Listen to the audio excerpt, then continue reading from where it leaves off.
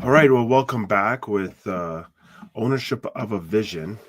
And my name is Joseph Ganchar with Ganchar Enterprise. So this is kind of one of the things that we do here. So, what we're talking about this time is also with the corporate vision. This is part two, traditional lovers. And you're thinking, why is he talking about traditional lovers? Well, believe it or not, there are people out there that are serving in positions that have basically just been transferred down, maybe one, two, three, four generations. And you're kind of wondering, why is this person still doing this? Okay. Why is there, honestly, someone doing this? Have you ever seen someone in a position that seems slightly out of place, having the task of almost nearly no productivity? Like, maybe it might be standing on the top of a staircase or in the middle of it or at the bottom of it, as this picture depicts. And the original position of the person was actually maybe three generations prior to the individual that you're seeing there at the present day, because the stairs were actually wet. So they're saying, hey, watch your step. It's going to be slippery. That person that was originally signed to that task, for some strange reason, all of a sudden, their grandson or granddaughter is actually doing it. So that's kind of like one of the most bizarre things that you could actually see out of a traditional lover. See, at one time when renovation of a building, so this is what we're just kind of talking about, making sure that no one would slip on it would seem reasonable. The next question is, why was this position carried on to the next person or to the man's grandchild? You see, people want to have stability. They want to have a track record. They want to have things in place where they're actually able to show themselves in a place where, like, well, we've done it always. As I've actually experienced this, and it is unfortunately very difficult to be in when you're trying to really operate in an optimal level and trying to really excel and change and adapt according to what the market is doing. But if you're not in a place where you're able to actually see things from many different angles, it's actually going to be potentially detrimental to the organization. See, in some cases, where we really hold on to this idea of tradition, is it bad or is it good? The question of the matter of is the productivity of the task. So is there a season, or is this something for a lifetime? You see, at one time there was refrigerator mechanics, there was vacuum mechanics, there were TV mechanics. These positions don't exist anymore. And unfortunately, the realm of accounting is kind of in jeopardized. There's even other job positions that are somewhat at risk even today that might not be around in 3 to 5 or 10 years for sure. And you're starting to see this. So what is it really coming down to? Is that, are these people actually losing jobs? Is this, no, that what is actually happening is that there are shifts happening and organizations need to adapt. You see, one of the things that I've really encountered was when I was working in a certain industry for many, many years, they wanted to do things a certain way. They didn't want to adapt and change and add to their credibility, trackability, and productivity, in the sense of, hey, why don't we actually provide credibility in the sense of knowing where everything that we actually touch as a tangible product in our manufacturing process is recorded. And it could have been easily done. It actually would have been very much we're building a high quality product because we know, basically, if we're going to break it down, the DNA of all the material that we're using. And this would actually bring great sustainability in the sense of, okay, so if something were to happen to this product, could we actually, because it was all metal, can we actually melt it down? And now that it's out of use, reuse it and then displace it into another type of shape of the product, or maybe adjust it and move it accordingly into maybe something that could be more productive. This industry didn't want to take that on, so I've seen many companies in a very small geographical location dissipate to the point of they're no longer in business. And there was just unfortunately an ideology that just didn't want to be well accepted, because we've done it in so many different ways, but this way works the best, and we're sticking to our traditions, and they literally lost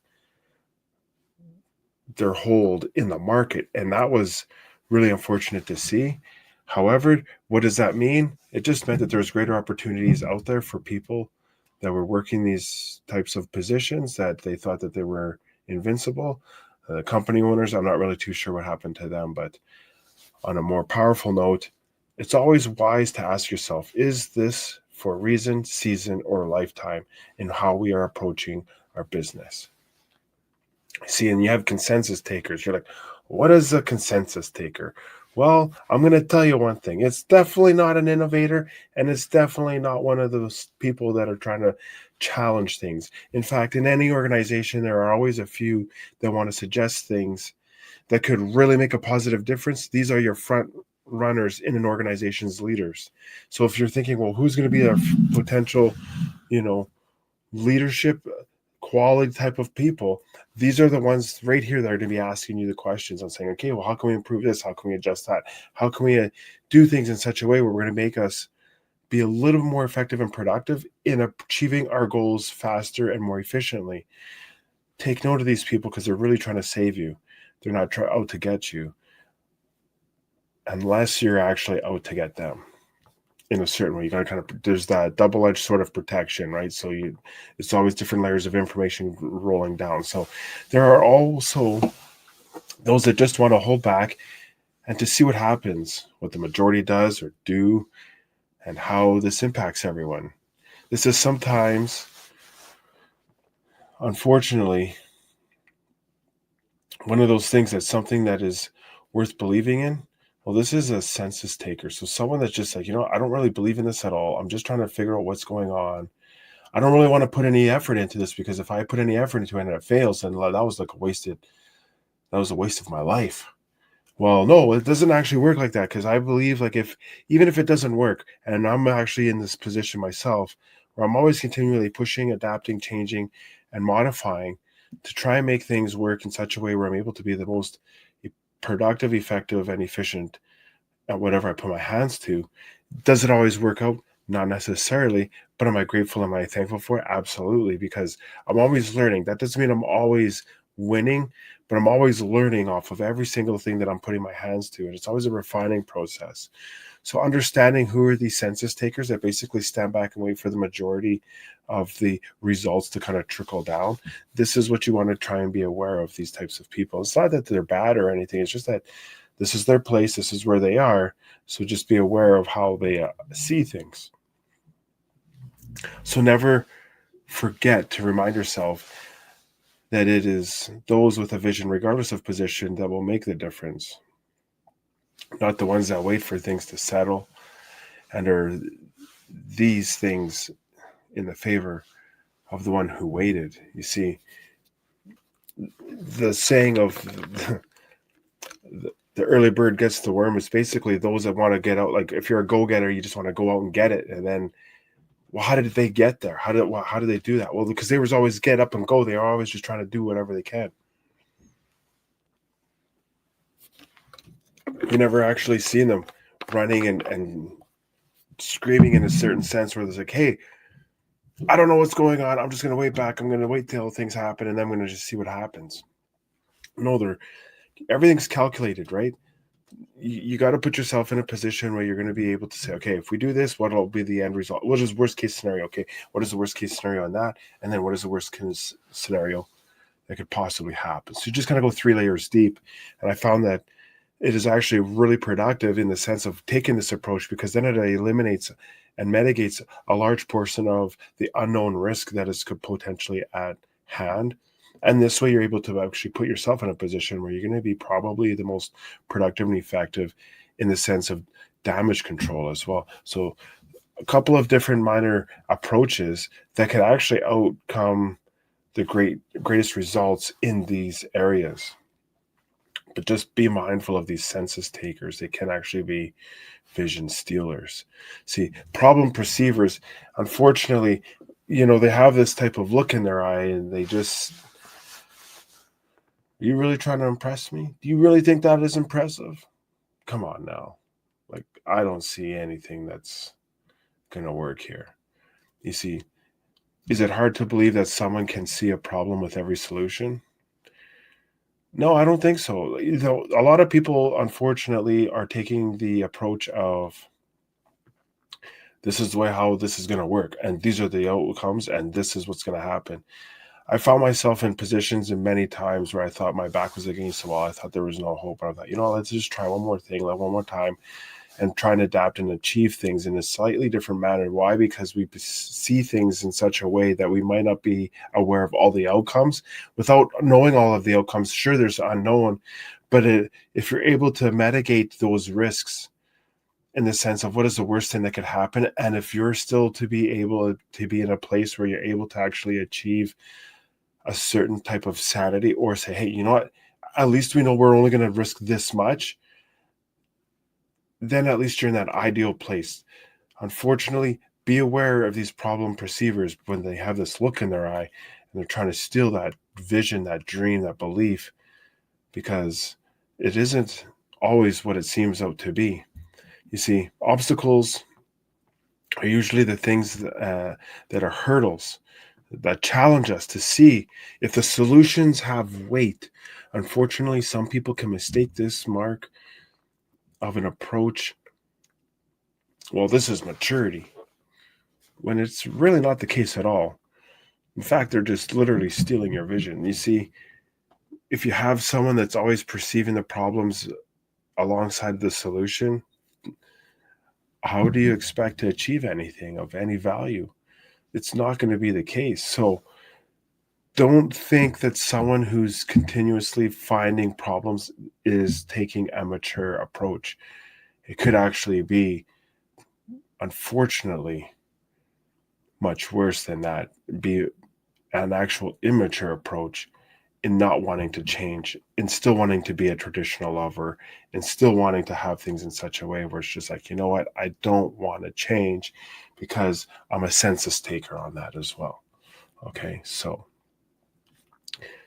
on a brighter note, though, a wise man by the name of Cardinal John Henry Newman said, nothing would get done at all if a man waited until he could do something so well that no one could find fault with it. So here's the guarantee. No matter what you're going to do, there's always going to be that resistance. Why the resistance? Because how many people like change? How many people like the only thing that's consistent is change? We're always continuously adapting and changing and modifying and adjusting. Why? Because it has to be done these days. Otherwise, you're not going to survive. And I've had to adjust several times in a career sense. And that's one of the only reasons why I'm alive. I had to say, okay, what am I going to do here? Go back and better my education and advance myself. So I did that 4 times. And it led to a very rooted and diverse foundation that I can literally pick up on many different vessels, or you could say avenues, and be quite effective in them. This was not by choice. This was not planned, but this was just by essentially accident. Why? Because I wanted to survive in an ever-changing environment. And that was the only thing that I knew that I could. Now, with technology and other things advancing at a rapid rate, I'm now transitioning into this at a much more aggressive manner, because I don't want to see something like what we have at our disposal now in the hands of many people that don't have the most purest intentions. Because if enough good people don't do nothing, then I think our future is going to be drastically negatively outcomed in a very abrupt manner, very fast. So, self-seekers. You're thinking, what is going on here? What do you mean by self-seekers? Well, these people are seriously something else, to be honest, because the best way to call it is they are vision busters. And you're thinking, well, why would they be called vision busters?